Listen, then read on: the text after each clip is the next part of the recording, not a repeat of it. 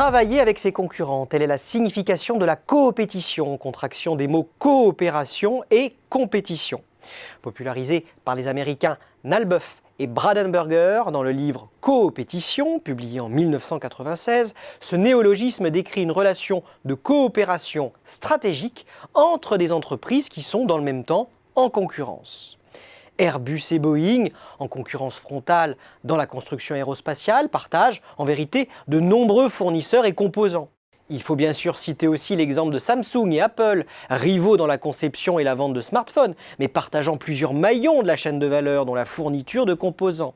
C'est le cas également de distributeurs comme Monoprix et Biocébon lorsqu'ils se référencent sur Amazon Prime Now pour vendre leurs produits et surtout les livrer en express, alors que le client trouve des produits similaires sur la boutique en ligne d'Amazon.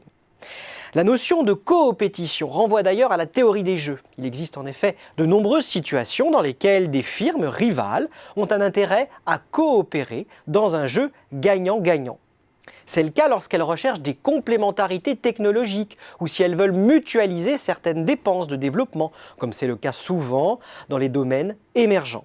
C'est le cas également quand les entreprises sont confrontées à un raccourcissement du cycle de vie des produits et donc à l'exigence de rentabiliser plus vite les investissements tout en réduisant les risques. Enfin, une troisième incitation à la coopétition est à chercher du côté des stratégies de standardisation. En effet, la constitution d'alliances opportunistes entre des acteurs influents mais néanmoins concurrents est un atout majeur dans la guerre pour imposer des normes et standards à l'échelle mondiale. La coopétition doit donc être perçue comme la convergence transitoire d'intérêts stratégiques. Transitoire seulement car un tel partenariat ne dure que tant que chaque partie y trouve son intérêt. Or, il n'est pas rare qu'un coopétiteur finisse par tirer la couverture à lui afin de capturer la valeur créée par l'ensemble des parties prenantes. En outre, les transferts de compétences et de ressources indispensables à la coopétition peuvent renforcer la compétitivité de long terme de la firme, la moins coopérative. Bref, il y a toujours des passagers clandestins dans des systèmes coopétitifs. Que l'on songe à NUMMI, joint venture né de l'alliance de General Motors et de Toyota, pour s'en convaincre. De 1984 à 2010, ce partenariat de circonstances masquait en fait un jeu de dupes où chacun des acteurs cherchait à renforcer sa compétitivité vis-à-vis de l'autre. General Motors en voulant apprendre le fameux Toyota Production System pour mieux l'intégrer à ses propres chaînes de production, Toyota en profitant de cette alliance pour pénétrer rapidement le marché américain. L'usine NUMMI a fermé ses portes en 2010 pour ensuite être rachetée par Tesla.